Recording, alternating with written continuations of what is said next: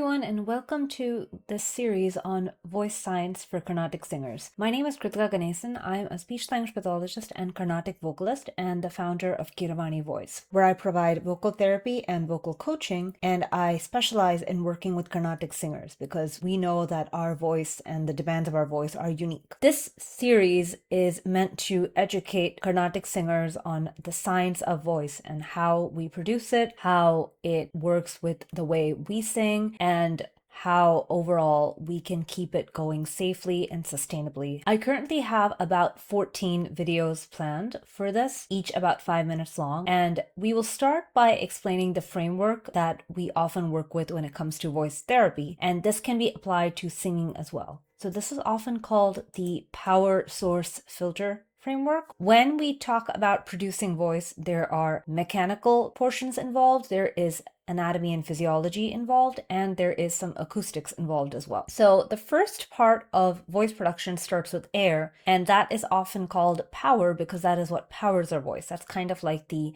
gas in a vehicle or the petrol in a car or something. It's often more helpful to think of it as air pressure or breath pressure because it is the pressure of the air that comes up from your lungs and up to where your voice box sits or where your larynx sits that drives your voice. How much pressure you are putting through your air at this point is going to often change what your voice sounds like later. The second part of voice production is the source, or where sound actually starts with your voice. And the reason this is called the source is because this is the origin of sound. Now, up until that point, we have only had air or air pressure, as I just mentioned. But when we get to the vocal cords, the air hits the vocal cords and gets them to start vibrating, and then all of a sudden we now have vibrating air, which is basically sound. One point of note here is that at the source we still do not have voice yet, so we don't have a or what we often can hear on the outside as voice. It is more devoid of resonance. There are no overtones, and if you're not sure what resonance and overtones are, don't worry, I will come back to that at a later video. But the point is, there is really nothing to tell us that this is this person's voice. It just sounds like sound, almost like buzzing, or like if you twang a rubber band that you held between your hands. There is no real quality or timbre to it. Another interesting point to think about here is that this is actually differentiated in the Sangeeta Ratnakara by Sharangdeva as well. I was looking into this a while ago, and Sharangdeva differentiates Shruti from Swara in this way. Shruti is just a tone without any of the pleasing parts of it, is I think how he refers to it. There is no color to it. There's nothing that makes it sound pleasant. It is just a tone.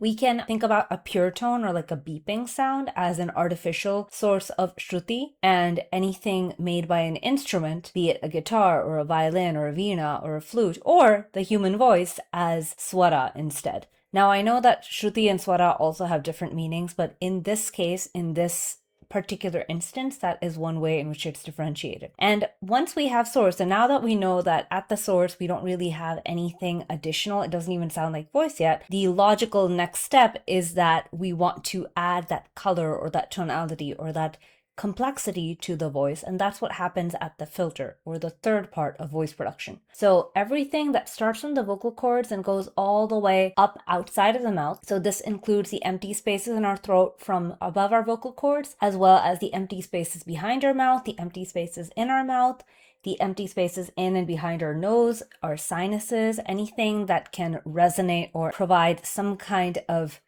complexity or overtone to the sound is the filter. And the filter is also, if you think about it, the part that gives your speech sounds their actual enunciation or that actual characteristic. So when you say an ah versus an O, it sounds different because you're changing the shape of your vocal tract. So take any speech sound. What you're doing is that you're taking your voice and we're shaping it by changing the shape of the part higher than the vocal cords and making that filter out the sound so that we get specific sounds, specific qualities, and things like that. So that, in a nutshell, is power, source, and filter. And what I'll be doing as we go on is I'll be explaining what power is in more detail, what source is in more detail, what filter is in more detail. I'll also be giving you a little bit more insight into the anatomy of the larynx. You can actually see that I have a model of the larynx behind me that's going to come out later. And I will talk about a lot of the concepts we look at when it comes to Carnatic music. So open-throated singing, what does that mean? How are gamakas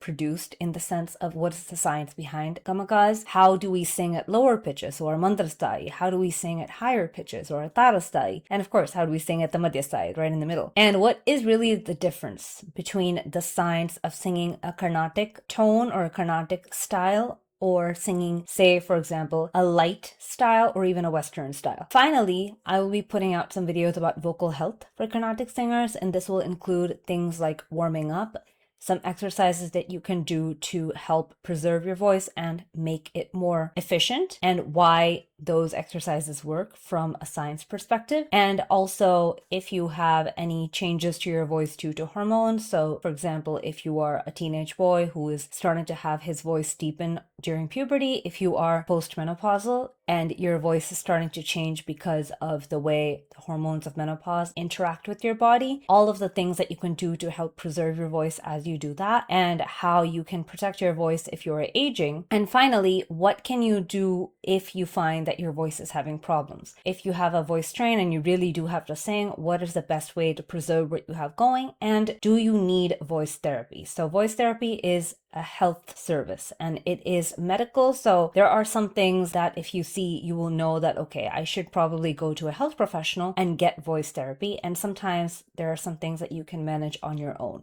I would also like to put in a disclaimer that while I am a health professional who does work to diagnose and treat voice disorders, I cannot diagnose you over YouTube. So if you have any specific questions, doubts, or things you want to clarify, please go and ask your doctor or ask any voice therapist who is licensed where you reside, and they will be able to guide you further. Thank you for watching, and please like, subscribe, comment, and share with any other Carnatic singers you know.